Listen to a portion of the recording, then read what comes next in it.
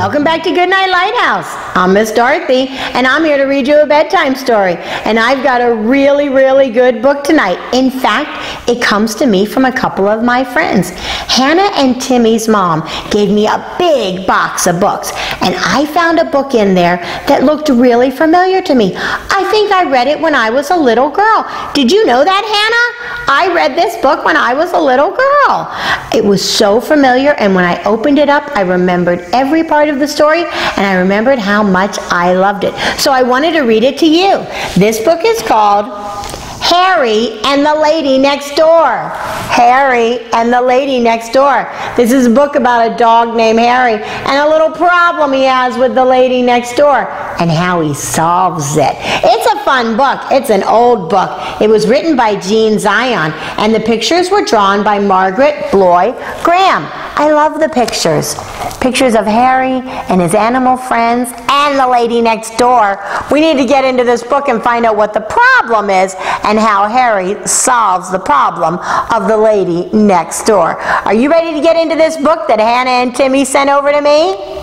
Good. I need you to sit up and listen up, because here we go. Harry and the Lady Next Door by Jean Zion. Pictures by Margaret Bloy Graham. Chapter 1. The Party. Harry was a white dog with black spots. He loved all his neighbors, all except one. He did not love the lady next door. The lady next door sang. She sang high and loud. When she sang, Harry's ears hurt. She sang higher than the peanut whistle. When she sang, the peanut man put his hands over his ears. She sang louder than the siren on the fire engine. When she sang, the firemen put their hands over their ears. Wow, that must be really loud. She sang higher and louder than the cats sang. When she sang, the cats ran away. Harry tried everything to make her stop. He howled under her window. His friends howled too, but it did not do any good. The lady next door went on singing. She sang higher and louder than ever. One day, Harry's family gave a party. They invited the lady next door. She came with her music. When she started to sing, Harry almost bit her leg. But he bit the leg of the piano instead, which is good, because he probably would have gotten in trouble if he bit the lady. The family sent Harry out of the room. "You are a bad dog," they said. Harry just wagged his tail. As he walked to the door, some people said, "Poor Harry," but others whispered, "The lucky dog." They wished they could leave like Harry. When Harry pushed the door open, the wind blew in. It blew the pages of the music off the piano. They blew all around the room. Everyone tried to catch the music, but no one could. The pages blew out the door and into the garden. They blew over the fence and up into the trees. Harry caught some of the pages, but he did not bring them back. He ran away with them. Harry figured if he had the music, the lady couldn't sing. Chapter 2. Harry's First Try. He ran until he came to a quiet spot. He dropped the music and lay down. Soon he fell asleep. In a little while, something woke Harry up. All around him were cows mooing. They mooed very low notes. Harry listened. He thought the cows made beautiful music. He had never heard anything so soft and low. He wished the lady next door would sing like cows. Suddenly, Harry had an idea. He rounded up all the cows. He barked at their heels. Down the road they went. Harry barked, and the cows mooed. They ran on and on. They ran down the main street of town. They passed the school, the library, and the firehouse. When they came to Harry's house, the lady was still singing. Harry ran ahead and stopped the cows. They went on mooing. They mooed and mooed and mooed. They mooed soft and low. The cows mooed for a long time, but it did not do any good.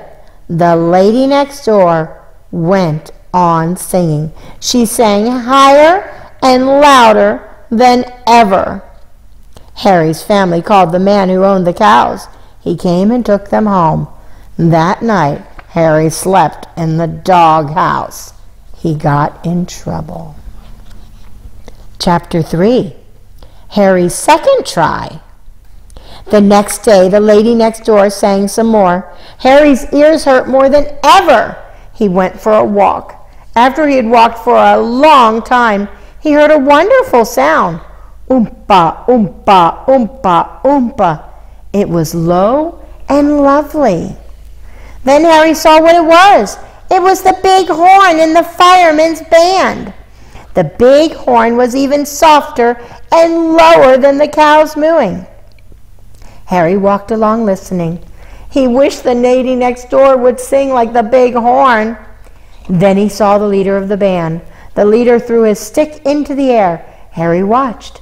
Suddenly, he had an idea.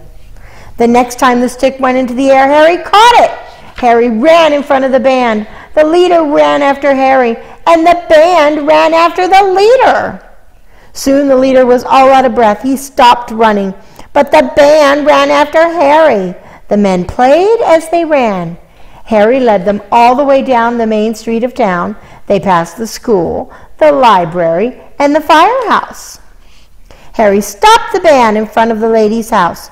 She was still singing. The big horn player played, even softer and lower than before. He blew and blew and blew right under her window, but it did not do any good. The lady next door went on singing. She sang higher and louder than ever. When the leader got there, he had Harry's family with him. Harry gave the stick back, and that night he slept in the doghouse again. Poor Harry, he keeps getting in trouble. Chapter 4. The Contest. A few nights after that, the family took Harry to the park. They were going to hear the fireman's band. The family knew that Harry liked the big horn. They got to the park and sat down. A light shone on the stage. The people were quiet. They waited for the music to begin. Harry closed his eyes and listened. He waited for the big horn. He waited for the soft, low tones. But the low tones never came. Instead, a man came out. "Good evening, friends," he said. "The band will not play tonight. The big horn player is all out of breath. Instead, we shall have a singing contest. And here are the ladies who will sing." Everyone clapped when the ladies came out. On the end of the line was the lady next door. Harry took one look and ran off. He was almost out of the park when he heard something. Blurp, blurp, blurp, blurp. It was low and beautiful. Harry stopped and listened. It was even softer and lower than the cows and the big horn. He wished the lady next door would sing like this. Then he saw where the sound came from.